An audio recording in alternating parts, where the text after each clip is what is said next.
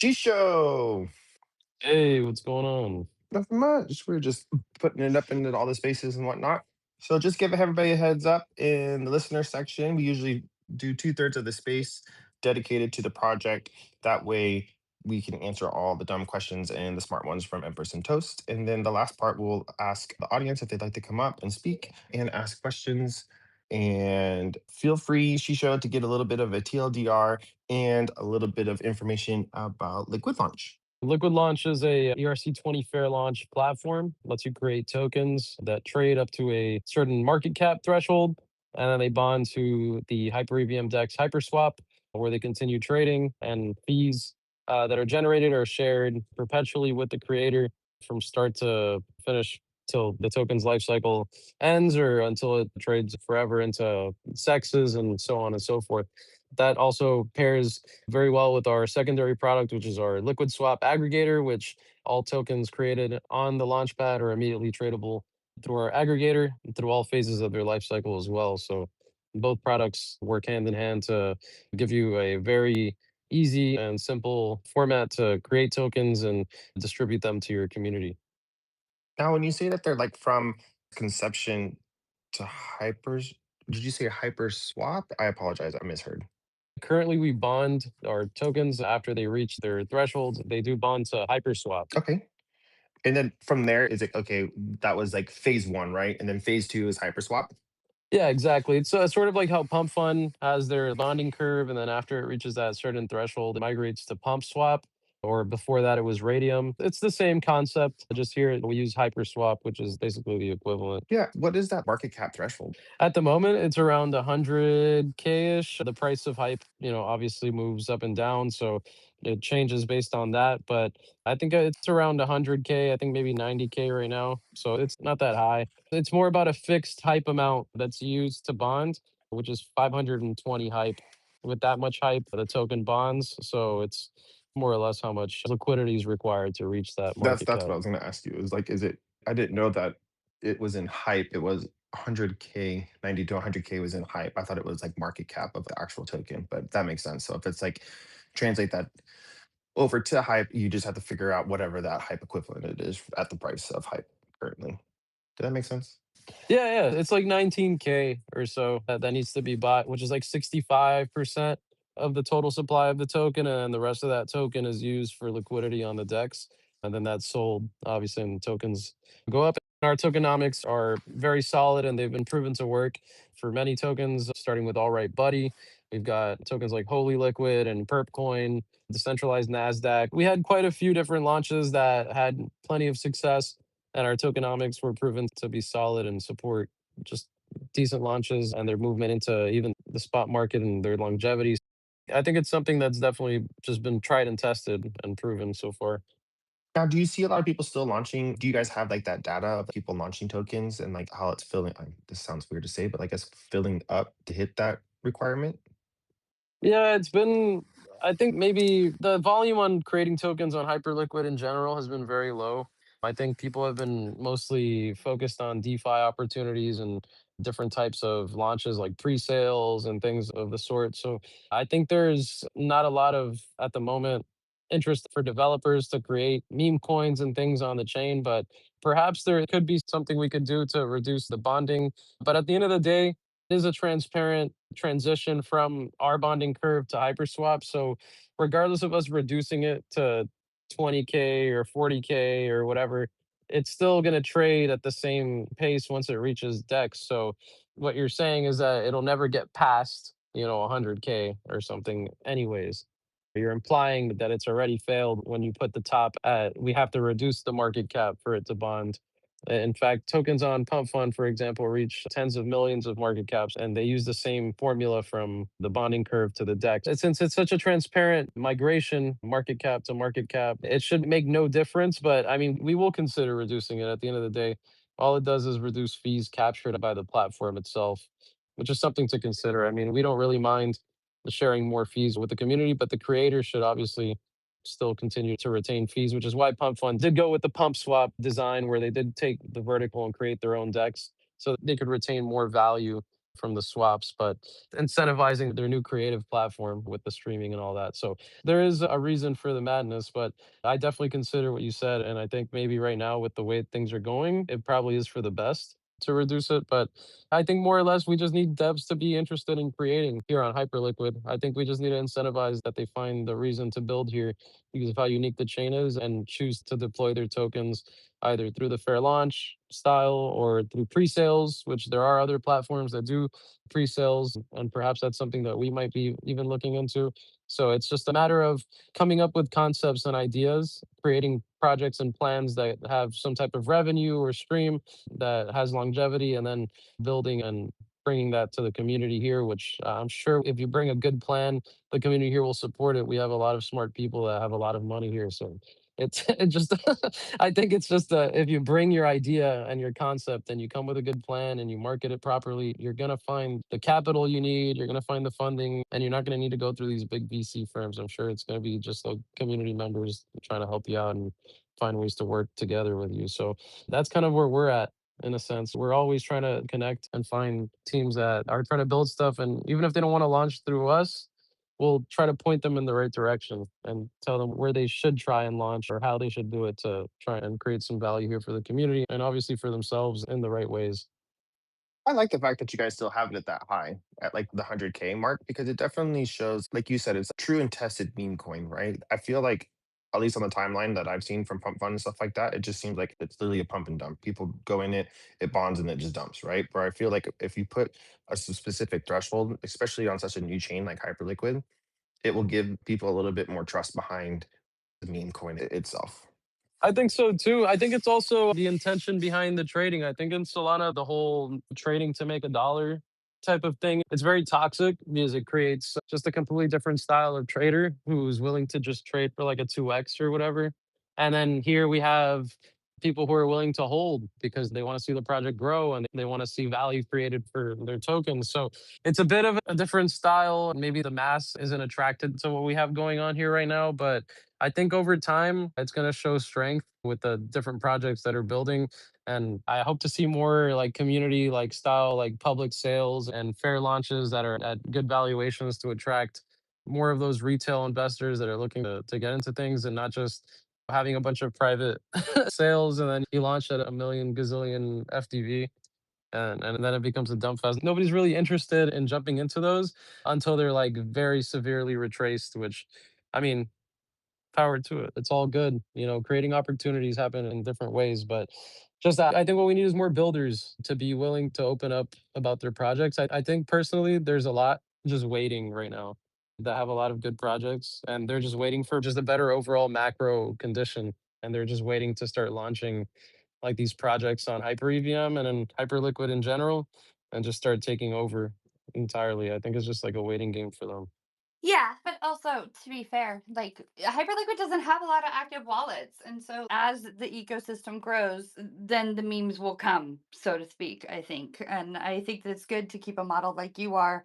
So it's not turning into all these other chains that tried to keep up with this old casino and were flash in a pan. People came over, farmed the hell out of them, took a bunch of exit liquidity and left. So I think you're doing it right. We're just trying to build something here. And obviously, we have a pretty big team so far of creatives and artists and community managers. And we try to pay them all a fair salary. So we're not here to just stack money. We're here to try and keep a group of people and have them secure with what we're building and work together to build it up to the level that we have so far. And we even went to Singapore and we were at Token 2049. We shook hands with a lot of the different community members, including Toast and everything. It's just a matter of showing that we're here for the long run and we're trying to build something serious and not do it the wrong way. We're very careful about who we partner up with and who we collaborate with. And we've been trying to do our best to maintain our reputation as just solid builders. And it's just right now, people would just think we're in a bit of a lull with the development and stuff. But trust me, we're building in the background. Just we're taking the Hyperliquid route of just not announcing everything we're doing every single time that we're moving, and just release what we've built and let people judge what we've done. I mean, you guys I think already that's the have the best. best swap out there. It's the only place you can go and always find a token. If you go to all the other swaps, you're like have to key it in and then it still doesn't come up. Like it's so reliable. I enjoy it personally. I appreciate that. We can always make it better. And it's a competition, I think, with all these other bigger aggregators to have like the best swap product, and we built this all, with love from scratch, just being just a bunch of guys, and we want to keep making the product better, be able to like, I don't know, to me it's a big motivator and it's a dream to me to be able to say like I put HyperSwap like under the rug. Like they can't even compete with me. They're knocking on my door trying to buy the algorithms or something like that. That would be my dream. But you know what? We're up head to head with them, and it pushes me to be the best because there's just such an impressive amount of technology that every day you're set up to compete with. People like Enzo, Ooga Booga, even that just launched their aggregator recently. We're all competing with each other to be the best. So it's just a matter of time before one of them really takes over entirely. I think it's how like Jupiter did their stuff on Solana. It's just a matter of time before it's a full scale war. But we're here just trying to be the best. And I think over time we'll really achieve that. I think we're very motivated to do that. I think like competition breeds innovation. So having all this out there and having all different types of swapping protocols and whatnot, I feel like it definitely will breed innovation between everybody because everybody wants to be that number one. So they'll always try to think of something else, what will give them that leg up. Absolutely. It's always targeting like the retail users are basically the ones that are using the front ends to trade, which that flow is very good because they're willing to pay fees for that premium experience. But that institutional flow that uses the APIs, those guys are really competitive and they're the ones that are comparing rates and looking for the best spreads and minimizing fees and stuff like that. So it really shows you when you're the best. And that's where like big volume starts coming through. That's where mostly the competition is in regards to rates and stuff like that. And then the premium, like user experience, is that secondary one, which you see like Hyperliquid was taking over for a long time with their UI. People like Project X, I think, have been doing a great job with focusing on user experience. So it's all relative to what type of user you're targeting and what type of experience you want to have for them. And I think we're like in the middle of trying to provide both. So it's something that we're trying to do our best at. I guess we have like the launch portion and then we have the liquid swap. When we look at the actual liquid swap itself on the DEXs on the very bottom, can we just pick which one we want or does it just go through whatever it has like the cheapest fees and whatnot? So the intention is to minimize the cost and to maximize your output, but you can just go to the settings. You can't click on the ones that just shows you the ones that are active in the route and the ones that are available on the DEX. But if you go into the settings on the top where you like modify your slippage, you can choose what DEXs you want to include in the route. So you can just pick, say you only want to use a specific DEX or you only want to route through a certain DEX. It'll maximize your output using only those pools. Yeah, we have it separated by protocol, so it should be pretty good. I think we support over 25, including our own launchpad. I think another launchpad called HyperPi. And then we have like pretty much every DEX available on Hyperliquid, including Curve and all the others. So yeah, we do support that. Just hiding under the little gear on the top. Yeah. Yeah. I didn't even know that you could actually choose it. Like when I normally do, when I use liquid swap all the time. And I actually just used it earlier this morning. And like when it would pop up, like it highlights obviously what DEX you're going through, but I didn't know if there was like a specific way of being like, oh, I really don't want to go through that DEX. I'd rather go through this one or something like that. I don't know why you would do that. Obviously, that probably makes it more complicated, but it's still just didn't know if that was like an option or something like that. One of the main reasons we did it was because people were farming specific dexes for points. They wanted their volume to go through specific dexes. And then the second option was to support, it was mostly like an API thing for integrators. Like a Kitten Swap is a good example, who they have routing through our aggregator on their front end that only goes through their pools, but it routes through their legacy pools, it routes through their new pools. So it kind of gave them an easy way, and all they got to do is exclude all the other pools or include only theirs. Made it very easy, and we just kind of found a way to, just expose that capability on the front end without getting too in your face. Most people probably don't use it, but it's there for whatever reason. In the case that maybe you're farming points, whatever, you only want to go through a dex, or there's problems that you notice through a different dex and it's causing reverts or failures because there's too much gas or whatever, you can exclude it and sometimes troubleshoot your own problems. Sometimes that's pretty useful. Shisho, it seems like not only are you knowledgeable on the tech side, it seems like you're pretty knowledgeable about the culture and stuff and being in it. Like, what's your backstory, if you don't mind me asking?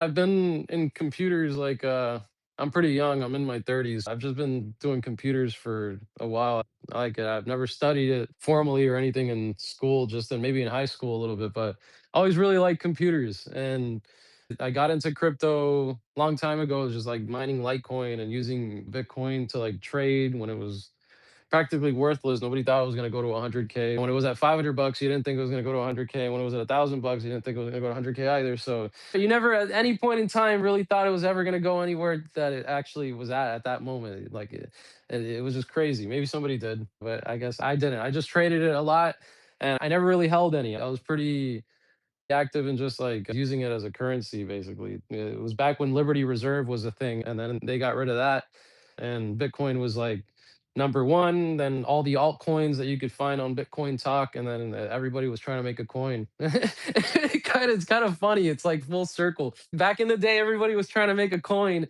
and now everybody's trying to make a coin, but it's different because yeah, back then you had to make a whole damn chain. You had to make a whole fucking network so you could have your damn coin. It was still copy and paste, but it was harder and you had to convince miners to come and mine your shit. It was the best and it was the worst at the same time. But that's where like the beginnings, how Dogecoin and Litecoin and all these coins, how they came out. They were based on that. And look how resilient they are. They're still here today and they're worth like bazillions and they're so cheap to use. And it's surprising that tech has stayed so valuable to us. But I was around then using it. And when I came to crypto to like Web3, basically, I was trying to trade perps with bots on sexes in Web2, just like getting rinsed by their algos and stuff, just not being able to turn a profit at all. And somebody told me, go try to do what you're doing, but do it on Hyperliquid. And I was just like, okay. I didn't go trade perps on Hyperliquid. When I got here, it was a completely different experience. I came way later after like the TGE and everything, but it was just a matter of Hyperliquid changing my life, just being able to build products here that made actual sense, like the launchpad and like the aggregator. Just taking advantage of the opportunities behind the EVM, which is something that I learned building on different chains before Hyperliquid, which was like on Base and on Say, just trying to test the waters and trying to figure out through meme coins and through just like sniping and stuff like that, trying to figure out how everything worked, try to wrap my head around it. And by the time we ended up here on Hyperliquid, we had already sort of like found, I guess, the path that we wanted to take, which is to create something worthwhile on a chain that focused on exactly what we wanted to focus on, which was trading and DeFi. And I guess that's how I think we were like guided here on purpose. And this is the place that we were supposed to be. Honestly, it's just a chain that aligns the most with what we wanted to do with our project. I think it's funny that you came full circle from a time when you said there was so much friction involved with launching a coin to actually creating a launch pad that just to take a step back for LiquidLaunch as a product, at least the original launchpad product. It's the whole idea is to kind of remove the friction and remove honestly the need for having a dev on your team to be able to launch a coin. Is that an accurate like TLDR for the product? I think it's advanced more than that. Before it started off like that. I think it started off with trying to get rid of the dev and everything. But I think with now with the advance of AI and with everything, I think everybody's capable of launching a coin or figuring out how to do it. I think it's more of like a distribution thing. Like, why are people using Pump Fund? Because the moment you create the coin, like it gets sniped by a bunch of bots and it appears on the front page of this thing. And then if you post on Twitter about it right, or the right person posts on Twitter about it right, people know exactly how to go and get it. It's more of like a distribution thing. The more that we used to laugh at people who used to talk about like distribution being king, the tech is pretty good right now. I would say it's like 95% efficient. And the only thing you got to do is distribute the product, which I guess in this case are these coins and everything. So I don't know. It's just I think the distribution side is so much more important at this point, more than just the tech side. I think it's just what they provide and value through the launchpad. And that's why these newer launchpads, people chase these new coins on them because they're like the most up and coming marketing, the hottest thing on Twitter. So they have the most momentum. And the moment you create a coin on that thing, it just explodes. So it's a distribution thing. I think we're getting away from people needing to not have a dev or whatever. I think these kids are getting so skilled at running these bots that know how to rug you. So they went past not needing a dev. They became dev. Like they are dev. So you gotta be careful with these guys now. They play like they don't know, but they know. They know everything. Yeah, that reminds me of that meme of that kid that what did he rugged like was it 30K or something like that on live stream on Pump Fun. It's like one of the funniest it's not really funny, but like, you know what I Yeah. mean? Like that whole thing where he's like, oh crap, oh crap, oh crap. And then he starts like flipping off the camera or whatnot. And then it just like spiked up. But yeah, that's kind of just reminds me of what you're saying is that like kids are literally deving and collecting like Bro, bands of money. so think about it like this. We come from an age of like hacking the Xboxes with the J tags, and we come with hacking the Call of Duty lobbies. And these kids right now are like, we see the videos of them like hacking each other. They can see through shit. They're fucking aimbots. Like they're trying so hard to stream with aimbots running, and they act like they're not running aimbots. These kids are so good at everything that they got the best software. They got everything. You're telling me that these kids aren't capable of running a couple of bots and rugging you with a coin on Solana? You're telling me that these kids, that the same generation that we came from, isn't capable of doing that? Man, trust me, these kids are way powerful. And then we've given them a tool. I think it's the distribution is the most valid thing now. It's no longer, I think we're so much smarter now. This is like, man, I read a book one time.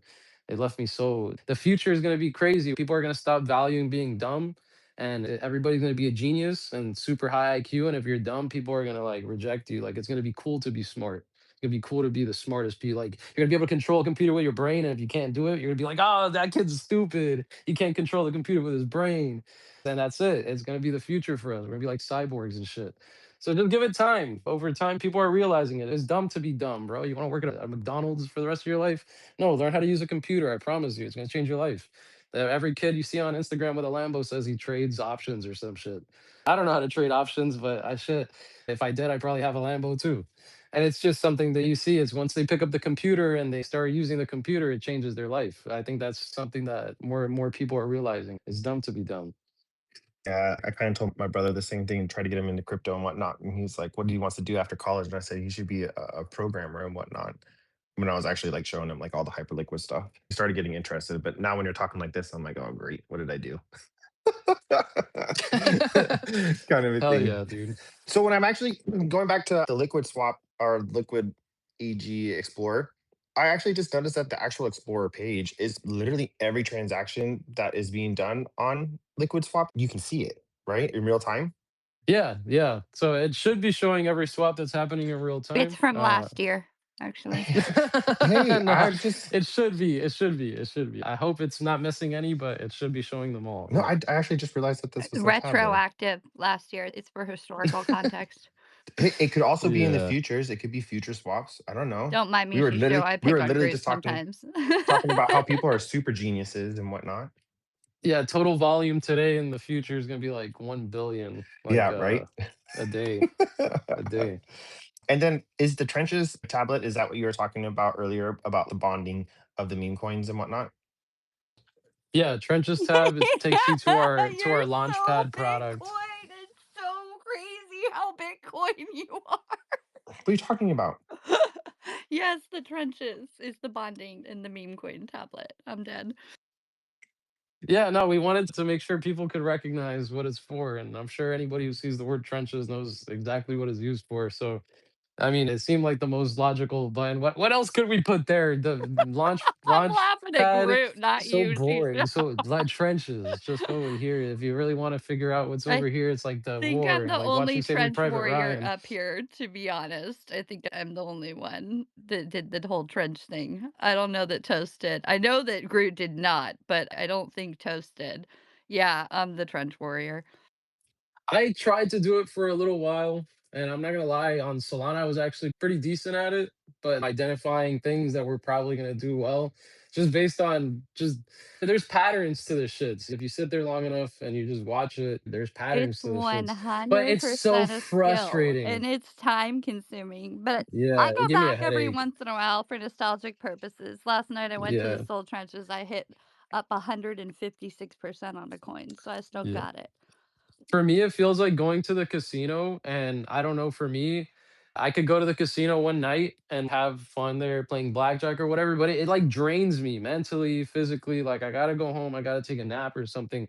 So I can't be like these people who are able to go to the casino every single day, just the boom, boom, boom, like it's a job or something. They can just go there every single day and they don't get drained. They don't, in fact, it energizes them. I feel like that's the same kind of person that can trench every day, that can sit there in front of the computer and can just look at meme coins and just throw money at them and sell them. These are like hyper gamblers, I Kinda. think, in I don't reality. yeah, I mean, there's definitely skill involved. I don't know. I think there's levels to this shit, and I think that it's a really good way if you're coming into crypto to get liquidity if you take the time to not do it in a gambling way and learn the trenches and how they like I spent 2 weeks doing point oh 0.02 Sol before Sol rocketed into the memes and learning how the charts move and then but I'm also really good at culture, so I knew the different cabals that were moving and what wallets to avoid. But that was during the bear, and when they got cooked, it's funny. I used to like in remember when early NFT days, you'd have to go to Discord and grind for a mint, and people wanted you to buy merch or whatever else. So I used to liken MFers to the retirement home of NFTs because you didn't want to do that shit anymore. We were just rugged at the offset. And I kind of like in Hyperliquid to the retirement home of crypto Twitter because like you don't want to do that shit anymore and just stay there in accelerated adrenaline mode at all times. Unless you're on the perp side, of course, and I can't explain Toast why he does that. No idea. I think the perp side is less intense than the meme coin trading. You're That's so perspective. I'm I think telling you, I I can't do it. I personally I think it's can't gonna be do it. less. I put $100 in, tried the same thesis on perps, and got racked. Like No, this I'm not took saying like it's 2 weeks. easier. I'm not saying it's easier or that it's harder. What I'm saying is that it's less frustrating. Like you'll probably spend less mental capacity maybe trading the perps than trading meme coins. Because on meme coins, you're always like you always gotta be on your toes, moving fast True. at 24/7. And maybe with perps, you can just set some limit orders. There's days where you can just not do shit because it's just that sometimes the best trade is no I trade. keep I've hearing learned about that. these limit orders. Toast keeps talking to me about them. They sound mystical. I'm a boomer. I just like to click buttons in real time. I don't do these things that make sense. What An interesting thing about just like what's such a massive percentage of the user base on Hyperliquid isn't on crypto Twitter because, like Empress said, there are very few wallets on Hyperliquid, and the caveat to that is there's over 200,000 active wallets trading perps on Hyperliquid. I think the vast majority aren't on crypto Twitter actually, just because perps doesn't have that cultural component. Like you don't necessarily need to be monitoring individual people and their behavior like you do in the meme coin trenches. You're like monitoring macro shit, and it's like this whole different world where actually crypto Twitter is like probably, if anything else, it's just like a good counter signal for macro trends because people are so short-sighted in this space. But it is kind of crazy that there's this huge user base that's not even here. They're not on HyperEVM. They're not on crypto Twitter. They're just doing their own thing. It's interesting. I was exactly gonna say maybe almost exactly what you said. You gotta be monitoring for the creation of these new assets all the time in the trenches, but in perps, they already exist more or less. So it's a different dynamic of type of information you're trying to bring in and the level of impact that it could have and the risk profile of everything is much different than these like meme coins launching at like 5K MCAP and you're trying to chase these. And at the end of the day, it's like Ponzi schemes. Most of these products that are trading on perps, while some of them are very speculative, they're usually based on pretty solid projects or revenue models that make sense. Rarely do you see these things rugging too hard, except maybe for today. Today we see all of them rugging, so it's not impossible, but everything can rug all at once. It looks like it's a different type of experience, and I think you nailed it on the head saying that you don't gotta monitor fucking a gazillion Twitter profiles. I mean, maybe you do, but in a completely different way. I think some traders sometimes just trade the charts and they don't give a fuck about what's going on Twitter. They can just read the charts and they think that's just enough. So who cares? Read the book and read the charts and you might be okay. Not me though. Yeah, I was definitely not a meme coin person. My biggest meme coin was Bonk on Solana, and I rode that up and made a bag off of it. So that was the biggest meme coin I had. And then I tried to do the whole Bitcoin meme coin thing. That definitely did not work out very well. Yeah. I don't Um, know, but I have little bags of Hyperliquid memes because I still think that we're early. I know that's a cringe like expression, but I think that we're early. is that Empress speculating? It's Just not speculation. you're speculating that we're early. So also, I noticed that there's a staking tab. What is that about? So the staking that we had, it still works, but before it used to stake and then get share of the revenue from the project.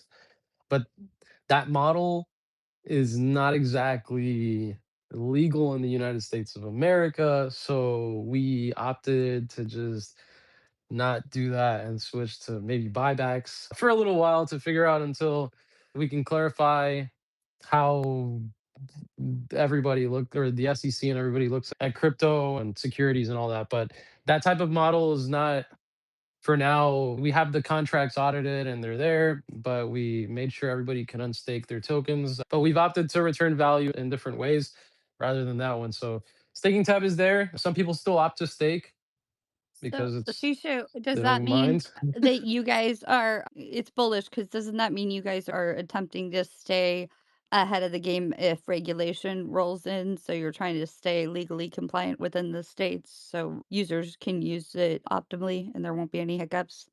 Yeah, we're trying our best to keep things. We think that the United States is doing their best to keep the things local here onshore. And I personally, I want to try to do my best to not immediately take the business elsewhere. So yeah, we're trying to legalize things here in the US, and you got to clean up your act if you're going to do things like that. So just the more or less you got to be careful. Even though we have the best intentions, the regulation says that we got to be more careful about the way we do it. We will find a way around it. And but yeah, the goal is to legitimize everything in the best way possible, you know. I Essentially, use those as data points. I think that's super bullish that people are trying to work within that framework personally. yeah, it might change, it might not, but the best thing we can do is respect it. And Well, I'll just there's hop other to ways to like Argentina. Hyperliquid, you know. I have one foot in Argentina right now, Shisho, so it's fine. Yeah. Yeah, now there's other designs and ways to do it that can make it a lot easier, but I don't think those are like the best for us. I think we're just gonna do things legit. Like, Uniswap is based out of New York, and their headquarters here, and they've had tons of trouble. And I think honestly, they've pioneered the crypto business here in the US as something that's possible, looking at Coinbase and all the problems they've gone through to kind of make it possible for people like us to try and build our crypto businesses here in the US and not be afraid or think something's going to happen to us. I think we should try and if we care so much to try and keep them here. But there are benefits, I think, tax benefits to other places for other reasons. I'm not saying those are wrong or right or anything, just whatever's best for your vision for your project. I think for us, at least for me, I love my country. I'm here. I was born here in the US, and I think it's a good place, and I'd rather pay my taxes to here, whatever the fuck they get used for. I'd rather give them up here. I'm dying. The other thing that I actually noticed that I've actually just noticed it more on just on Quick Twitter, just the revoke portion. A lot of people are looking at cleaning up their wallets and whatnot. I noticed that you guys actually, I think it is almost like the preferred one that I see across at least my timeline. You guys have like a revoke tab. Is it just for tokens or is it also for like protocols as well? So for instance, if I wanted to revoke a platform or something like that. So there's only approvals for two things, that standardized approvals, I guess you would say, for ERC-20s and ERC-721s, which are the NFTs. So it just shows you token and NFT approvals, and that's to any protocol. I mean, it won't just show you approvals to wallets or anything. It'll show you any approval to any address.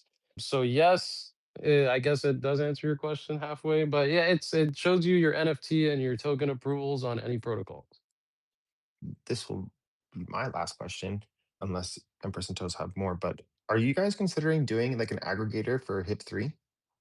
It's different because those are perp products. So at the end of the day, you're aggregating the perp products. But if you look at what Hyperliquid is doing on their front end, they're also sort of now aggregating on their front end all the HIP-3. So it's going to be interesting. Yeah, I'm sure there's going to be products that can compete with the Hyperliquid front end. Like look at Basestap and look at a few other ones that have different types of tools and utilities to trade on Hyperliquid itself that maybe beat the front end and they prefer it.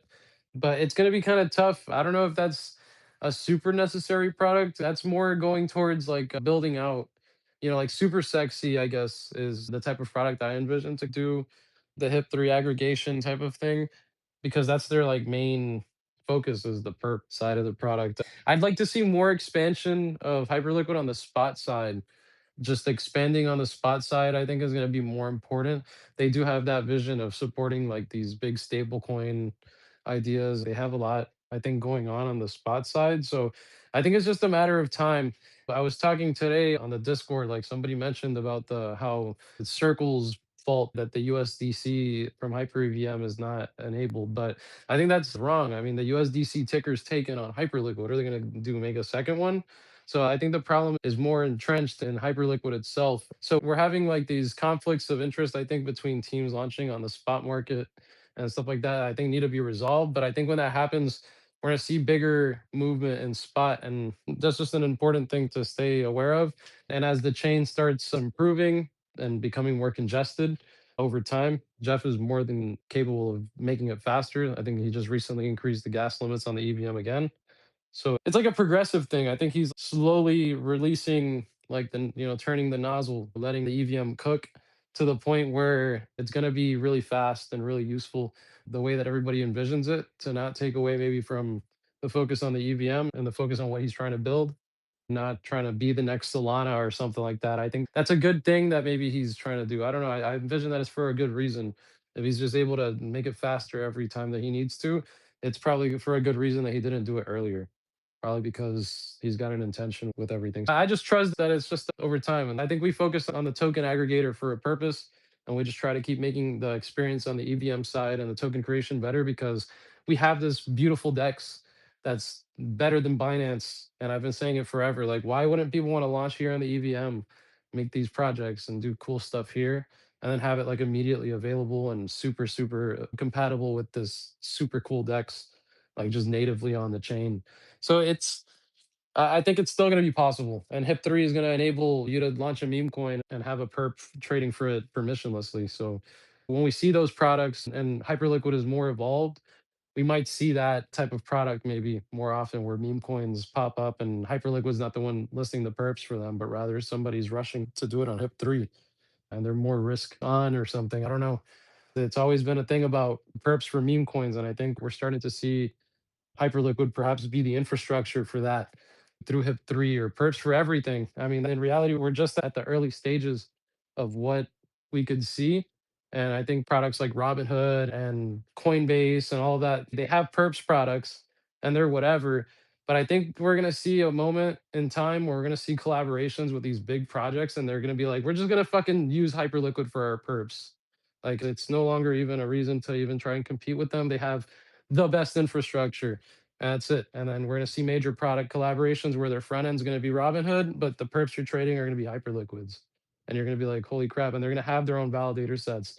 If you look at the fact that Robinhood has like hundreds of millions of dollars in hype just on spot, like what if they started just offering staking and they had their own validator and they just said, fuck it, like HIP3, bro, fuck it. And they just said, we were already ready. Like, we can just do it all. Like, why do we even care? And when we see that movement is when Hyperliquid was really going to turn up to the next level. And I think we're almost there. Everybody's starting to list hype. Once they get enough hype, they're going to be like, why don't we just have a validator? And then Jeff's going to go, oh, the set just expanded. Why don't you just try? And, and that's it. And then we're just going to have this progressive evolution of like take over, take over, take over. And I think we're just going to be waiting for this massive success. And on the EVM, he's got to make it faster. And this is my theory, and everybody can tell me I'm wrong. But if he's going to use Circle USDC and have a native bridge on the EVM, it's got to be fast enough to support the withdrawals, the signatures, all the transactions that got to happen. And it can't be crazy expensive. Whatever amount of speed is necessary for that, that's how fast the HyperEVM's got to be. And if it's not there yet, it's going to be there yet. At some point, it's going to be at that. So I'm here patiently waiting for that. That's probably what he's waiting to do. He can't make the HyperEVM faster, so he can't support native bridging yet. But once he's ready to do that, then he will. And the HyperEVM will be fucking fast as Arbitrum.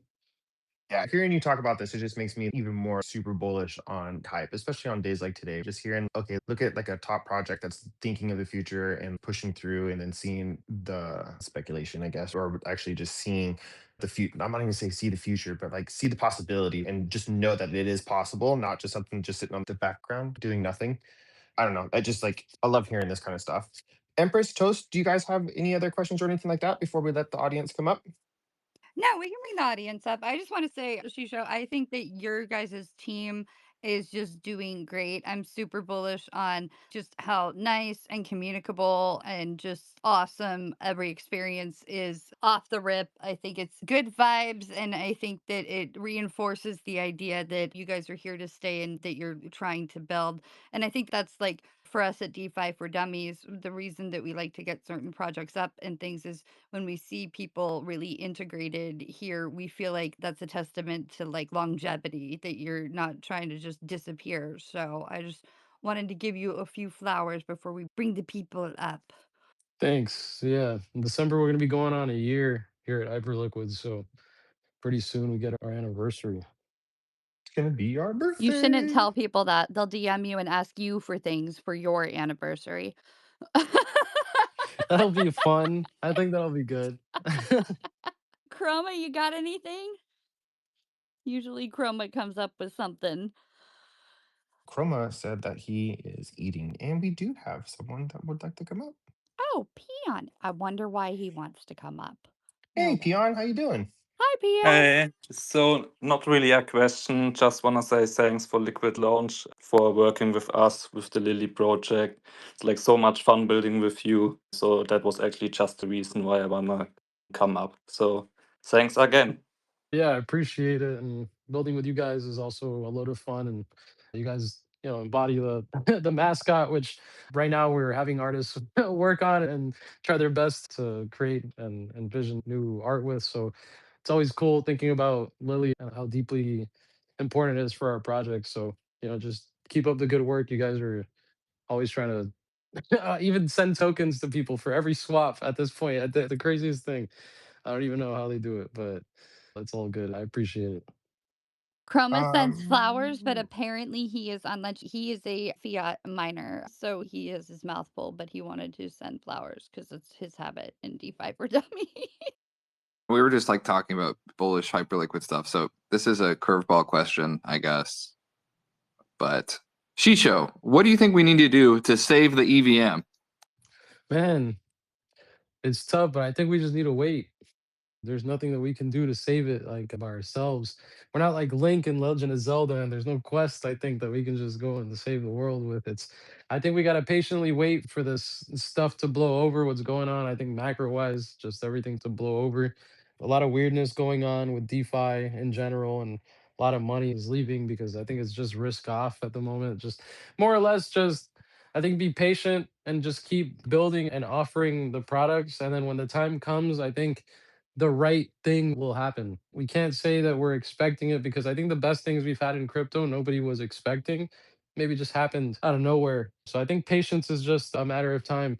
Maybe one of us will save it, but man, I saw something so funny. We're all waiting for the hero to save the world when it could be us. But I think it's just a matter of time. When the time is right, we'll know what to do. And I think it's just a matter of time before that time is right. And somebody builds some crazy app here that attracts crazy attention. And it's like a snowball effect, personally.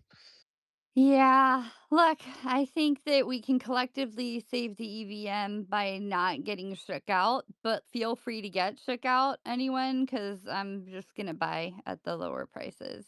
Yeah, sucks to be you. But I also want to say we are already saved because I just want you guys to know Watcher Guru just announced White House says President Trump has officially ended the Biden administration's war on the cryptocurrency industry. So we're good. We're going up. It's all good. Saved. Damn, is crime legal? Crime has been legal. Now, don't get me wrong, Alex promptly commented underneath and said, "Bruh, no one cares. We're all going to fucking die." But I mean, that's Alex. So, it is the day.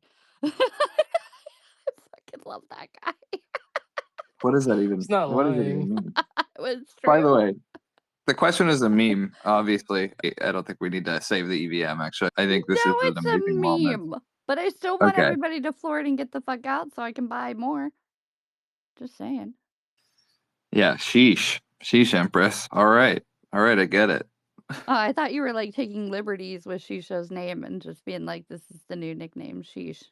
Wild. Sheesh. Wild work. That's not No, bad. I like it. I like that announcement though. Whatever that vague thing means, probably just like looking at the charts and was like, I'm gonna make an announcement that I'm gonna save crypto. Because didn't he already undo all the stuff? We already No, got Gensler this is us out. saved. He just said we're saved right now. We're Like we're saved. currently We have saved. been saved already. Yes. All right. All right, buddy. Might be why Alex gave the response that he gave. Awesome. Awesome work. All right. Well, LiquidLaunch, we appreciate you guys. As a matter of fact, we're going to be having Shisho. I don't know if you know this. We're having Jessica on DeFi for Dummies as well to talk about her art project and things she's got going on. So we look forward to that. Again, thank you, Shisho, for joining us. Definitely appreciate you breaking down everything for us and giving us a better understanding.